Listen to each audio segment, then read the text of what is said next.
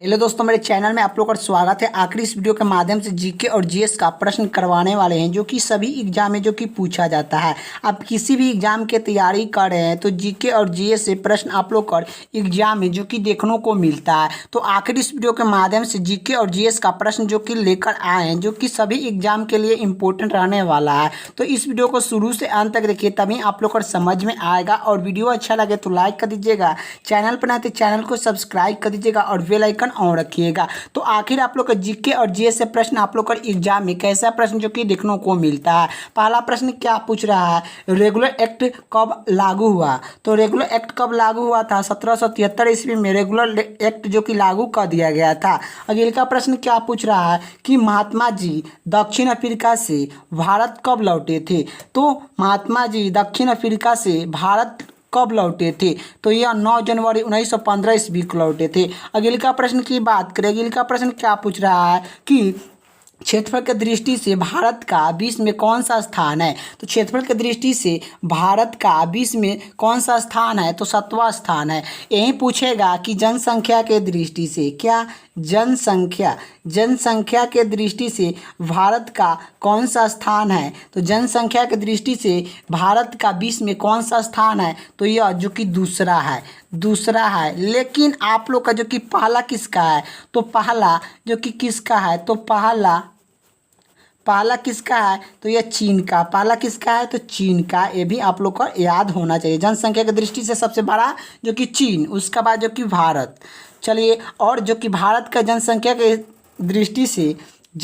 के दृष्टि से दूसरा स्थान और क्षेत्रफल के दृष्टि से यह जो कि 7वां स्थान है, ये भी आप लोग को याद होना चाहिए। अगले का प्रश्न क्या पूछ रहा है, अगले का प्रश्न यही पूछ रहा है कि भारत की स्थलीय सीमा कितनी है। तो भारत की स्थलीय सीमा कितनी है, तो यह जो कि 15,200 किलोमीटर है। 15,200 किलोमीटर जो कि है, यह भारत का स्थलीय सीमा है। अगले का प्रश्न क्या पूछ रहा है, अगले का प्रश्न यही पूछ रहा है भारत की पूर्व से पश्चिम तक का विस्तार कितना है। तो भारत का पूर्व से पश्चिम तक का विस्तार कितना है, 2933 किलोमीटर है। आप लोग को याद होना चाहिए।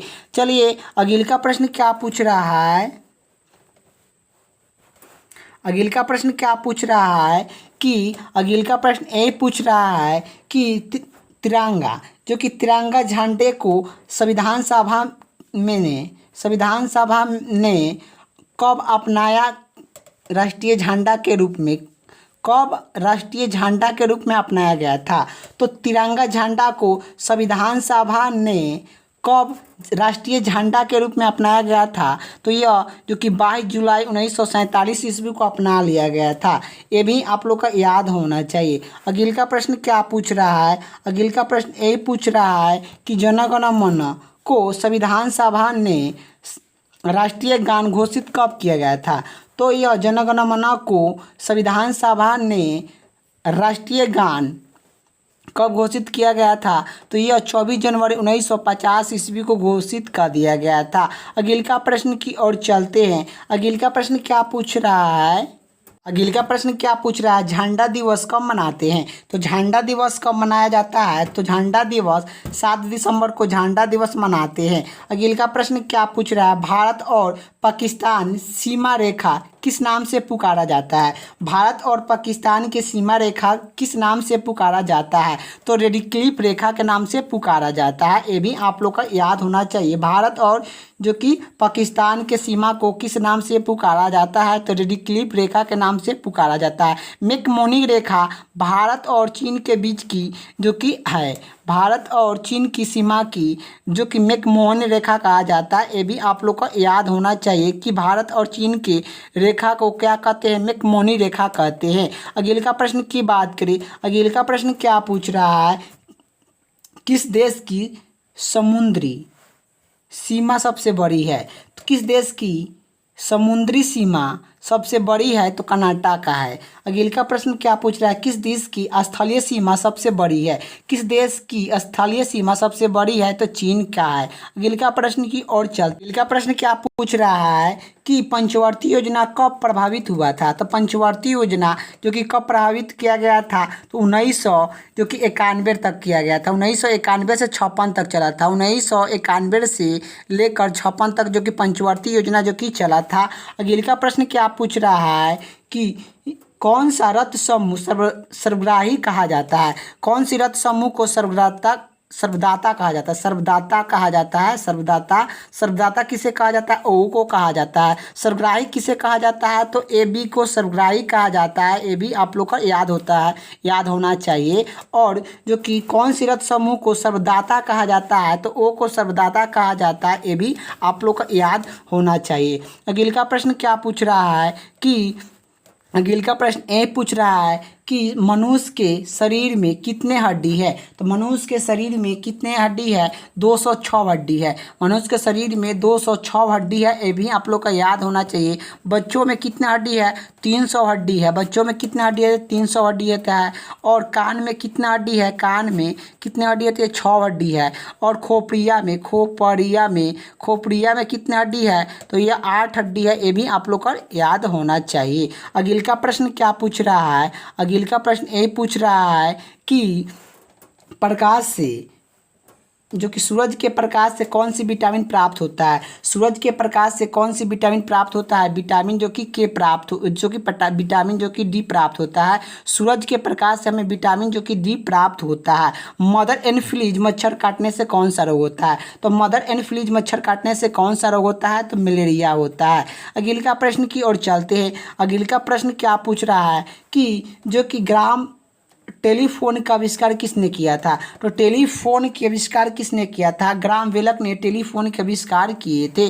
अगले का प्रश्न की बात करें, अगले का प्रश्न क्या पूछ रहा है, अगले का प्रश्न ये पूछ रहा है कि प्रकाश की गति कितना है। तो प्रकाश की गति कितना होता है, प्रकाश की गति 3 लाख किलोमीटर प्रति सेकेंड का होता है। अगले का प्रश्न की और अगले का प्रश्न क्या पूछ रहा है कि स्वर्ग मंदिर कहाँ पर स्थित है। स्वर्ग मंदिर कहाँ पर स्थित है तो अमृतसर में स्थित है। और अमृतसर कहाँ पड़ता है तो पंजाब में पड़ता है। ये भी आप लोग को याद होना चाहिए। अगले का प्रश्न क्या पूछा, चार मीनार कहाँ पर स्थित है। चार मीनार कहाँ पर स्थित है तो हैदराबाद में स्थित है। अगले का प्रश्न क्या पूछ रहा है, कुतुब मीनार कहाँ पर स्थित है। तो कुतुब मीनार कहाँ पर स्थित है तो दिल्ली में स्थित है। अगले का प्रश्न की बात करें, गेटवे ऑफ इंडिया कहाँ पर स्थित है तो मुंबई में स्थित है। गेटवे ऑफ इंडिया कहाँ पर स्थित है, मुंबई में स्थित है। इंडिया गेट कहाँ पर स्थित है तो इंडिया गेट कहाँ पर स्थित है तो नई दिल्ली में स्थित है। अगले का प्रश्न क्या पूछ रहा है, ताजमहल कहाँ पर है। ताजमहल कहाँ पर है तो यह आगरा में है। ये भी आप लोग का याद होना चाहिए। अगले का प्रश्न की और अगले का प्रश्न क्या पूछ रहा है, भारत की सबसे लंबी स्थलीय सीमा किस देश के साथ लगती है। तो भारत की सबसे लंबी स्थलीय सीमा किस देश के साथ लगती है तो यह जो कि बांग्लादेश के साथ लगती है। और जो कि भारत की सबसे लंबी स्थलीय सीमा किस देश के साथ लगती है तो बांग्लादेश के साथ लगती है। कितना लगती है तो यह जो कि 4096 किलोमीटर लगती है। 4096 किलोमीटर लगती है। ये भी आप लोग को याद होना चाहिए। सबसे छोटा किसका लगता है तो 1100 जो कि 6 किलोमीटर जो कि अफगानिस्तान के साथ जो कि सीमा लगती है। स्थलीय सीमा सबसे छोटी लगती है, अफगानिस्तान के सबसे छोटी लगती है। सबसे बड़ी किसके साथ लगती है तो यह बांग्लादेश के साथ लगती है। अगले का प्रश्न की ओर चलते हैं। अगले का प्रश्न क्या पूछ रहा है, हमारे सौरमंडल का सबसे बड़ा ग्रह कौन सा है। हमारे सौरमंडल का सबसे बड़ा ग्रह कौन सा आता है, बृहस्पति होता है। बृहस्पति को जो कि पीला ग्रह कहते हैं, क्या पीला ग्रह कहते हैं। बृहस्पति को क्या कहते हैं, पीला ग्रह कहा जाता है। ये भी आप लोग को याद होना चाहिए कि बृहस्पति को क्या कहते हैं, पीला ग्रह कहते हैं। और ये जो कि हमारे सौरमंडल का सबसे बड़ा ग्रह कौन सा है तो बृहस्पति है। अगले का ग्रह कितने होते हैं ये भी पूछेगा। तो ग्रह जो कि कुल कितने होते हैं तो 8 ग्रह होते हैं। ये भी आप लोग को याद होना चाहिए। किस नदी को बिहार का शोक कहा जाता है। किस नदी को बिहार का शोक कहा जाता है तो यह बिहार का शोक किस नदी को कहा जाता है तो कोसी नदी को कहा जाता है। ये भी आप लोग को याद होना चाहिए। अगले का प्रश्न क्या पूछ रहा है कि वायुमंडल में सबसे अधिक मात्रक में कौन सा गैस गैस का परसेंट है तो वायुमंडल में सबसे अधिक गैस का परसेंटेज है तो ये नाइट्रोजन का है। वायुमंडल में नाइट्रोजन 78% है, लेकिन ऑक्सीजन कितने परसेंट है? तो ऑक्सीजन जो कि वायुमंडल में 21% है। ये भी आप लोग को याद होना चाहिए। और CO2 मतलब कार्बन डाइऑक्साइड कितना है? 0, जो कि यह 0.38% है। ये भी आप लोग का याद होना चाहिए। तो आखिर अगिल का प्रश्न की ओर चलते हैं। अगिल का प्रश्न क्या पूछ रहा है? अगिल का प्रश्न ये पूछ रहा है कि किस देश से अलग होकर 1971 ईस्वी में बांग्लादेश का पुनः आज़ाद हुआ था, तो जो कि निर्माण हुआ था। किस देश से अलग होकर बांग्लादेश का पुनः जो कि आज़ाद किया गया था? तो यह अब पाकिस्तान से अलग होकर जो कि बांग्लादेश नए राज्य को निर्माण किया गया था। तो आखिर आप लोग का जो कि बांग्लादेश का आज़ाद कब हुआ था? तो 1971 ईस्वी में हुआ था। आप लोग का याद होना चाहिए कि 16 दिसंबर 1971 ईस्वी में भारत और जो कि पाकिस्तान में एक युद्ध हुआ था। उसी कारण से जो कि बांग्लादेश को जो कि पुनः स्वतंत्र जो कि निर्माण जो कि किया गया था, बांग्लादेश को यह अलग किया गया था। किसके निर्माण के अलग किया गया था? तो जो कि यह पाकिस्तान से अलग होकर जो कि किया गया था। इनका प्रश्न क्या पूछ रहा है? देश बंधु के नाम से किसे जाना जाता है? तो देश बंधु के नाम से चित्तरंजन दास को जाना जाता है। अशोक चक्र में कितने तिलिया होते हैं? तो अशोक चक्र में 24 तिलिया होते हैं। अगिल का प्रश्न क्या पूछ रहा है? भारत में सबसे पहला फिल्म कब बनाया गया था या बना गया था? आप लोग को बताना है। तो भारत में सबसे पहला फिल्म कौन आया था? तो राजा हरिश्चंद्र आया था। ये भी आप लोग का याद होना चाहिए। और जो कि अगिल का प्रश्न क्या पूछ रहा है? सबसे छोटा हड्डी कौन सा है? सबसे छोटा हड्डी स्टेपिज होता है। स्टेपिज कहाँ पाया जाता है? कान में पाया जाता है। ये भी आप लोग का याद होना चाहिए। कान में 6 हड्डी होते हैं। ये भी आप लोग का याद होना चाहिए। अगिल का प्रश्न क्या पूछ रहा है? अगिल का प्रश्न यही पूछ रहा है सबसे बड़ी हड्डी कौन सा है? तो सबसे बड़ी हड्डी कौन सा है? तो फीवर कहाँ पाया जाता है? तो जांग की हड्डी है। फीवर एक जो कि जांग की हड्डी है, और यह जो कि टांग में पाया जाता है, जो कि जांग में पाया जाता है। जांग में जो कि पाया जाता है, आप लोग को याद होना चाहिए। अगिल का प्रश्न की ओर चलते हैं। अगिल का प्रश्न क्या पूछ रहा है? मानव शरीर में कितने मांसपेशियाँ होते हैं? तो मानव शरीर में मांसपेशियाँ कितने होते हैं? यह जो कि 39 होते हैं। 639 मांसपेशियाँ होते हैं। अगिल का प्रश्न की ओर चल। अगिल का प्रश्न क्या पूछ रहा है कि गायत्री मंत्र का उल्लेख किस ग्रंथ में है? तो ग्रंथ जो कि गायत्री मंत्र का उल्लेख किस ग्रंथ में है? तो यह ऋग्वेद में है। ऋग्वेद में कितने मंडल होते हैं? 10 मंडल होते हैं। ये भी आप लोग का याद होना चाहिए कि ऋग्वेद में 10 मंडल होते हैं। और ऋग्वेद सबसे पुराना वेद और सबसे प्रसिद्ध वेद है। ये भी आप लोग का याद होना चाहिए। अगिल का प्रश्न क्या पूछ रहा है? मानव के द्वारा सबसे पहले किस धातु का प्रयोग किया गया था? तो मानव के द्वारा सबसे पहले किस धातु का प्रयोग किया गया था? तो तांबा का किया गया था। अगिल का प्रश्न क्या पूछ रहा है कि पृथ्वी के सबसे नजदीक ग्रह कौन सा है? तो पृथ्वी के सबसे नजदीक ग्रह कौन से है? तो शुक्र है। ये भी आप लोग को याद होना चाहिए। अगिल का प्रश्न क्या पूछ रहा है कि जो कि मनुष्य की आँखों में किस वस्तु का प्रतिबिंब बनता है? तो मनुष्य की आँखों में किस वस्तु का प्रतिबिंब बनता है? तो रेटिना का बनता है। अगिल का प्रश्न क्या पूछ रहा है कि ध्वनि तीव्रता को मापा जाता है किस यंत्र से? तो ध्वनि तीव्रता को किससे मापा जाता है? तो डेसिबल से मापा जाता है। ये भी आप लोग का याद होना। अगिल का प्रश्न क्या पूछ रहा है? विटामिन सी की कमी से कौन सा रोग होता है? तो विटामिन सी की कमी से कौन सा रोग होता है? स्कर्वी होता है। स्कर्वी विटामिन सी की कमी से होता है। दूध में कौन सी विटामिन नहीं होता है? तो दूध में कौन सी विटामिन नहीं होता है? तो यह विटामिन सी जो कि नहीं होता है। विटामिन डी की कमी से कौन सा रोग होता है? तो विटामिन डी की कमी से कौन सा होता है? तो रिकेट्स होता है। अगिल का प्रश्न की ओर चलते हैं। अगिल का प्रश्न क्या पूछ रहा है कि किस विटामिन की कमी से जो कि खून को थाका जमता नहीं है? तो यह किस विटामिन की कमी से खून का थाका नहीं जमता है? तो विटामिन के की कमी से। अगिल का प्रश्न क्या पूछ रहा है? विटामिन ई की कमी से कौन सा रोग होता है? तो विटामिन ई की कमी से कौन सा रोग होता है? तो बचपन होता है। अगिल का प्रश्न क्या पूछ रहा है? विटामिन सी का रासायनिक नाम क्या है? तो विटामिन सी का रासायनिक नाम क्या है? तो एस्कॉर्बिक अम्ल होता है। अगिल का प्रश्न की बात करें। अगिल का प्रश्न क्या पूछ रहा है? वसा में घुलनशील विटामिन कौन सी है? तो वसा में घुलनशील विटामिन कौन सी है? तो वसा में घुलनशील विटामिन जो कि कौन सा है? तो वसा में घुलनशील विटामिन जो कि K, A और D, ई आप लोग को मान लीजिए ई, जो कि D, A और KE, ये सब क्या है? तो वसा में घुलनशील विटामिन है।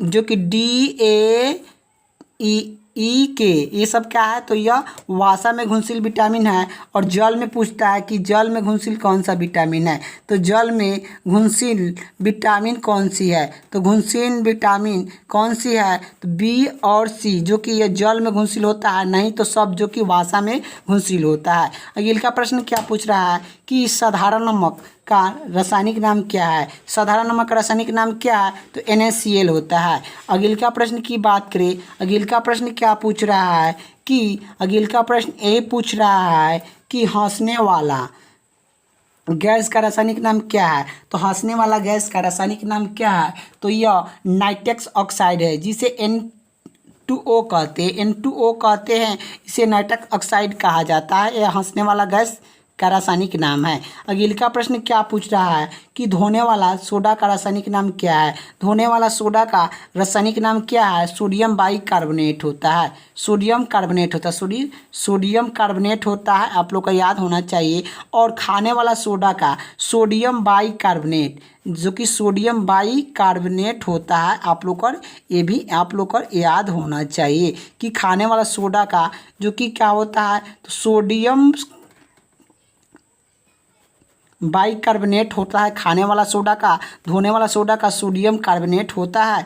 AP आप लोग को याद होना चाहिए। पीतल किस दो धातु का मिश्रण है? पीतल किस दो धातु का मिश्रण है? तांबा और जस्ता का है। तांबा और जस्ता का है। अगले का प्रश्न की बात करें, जो कि अगले का प्रश्न आप लोग का इतना ही प्रश्न जो कि रहने देते हैं। तो आखिर आप लोग का वीडियो कैसा लगा, और आखिर आप लोग का जो कि कमेंट बॉक्स में बताना है। और वीडियो अच्छा लगे तो लाइक कर दीजिएगा, चैनल पर नहीं तो चैनल को सब्सक्राइब कर दीजिएगा, और दोस्तों के साथ जो कि ढेर सारा आप लोग का जो कि शेयर कीजिएगा वीडियो को। जय हिंद, जय भारत।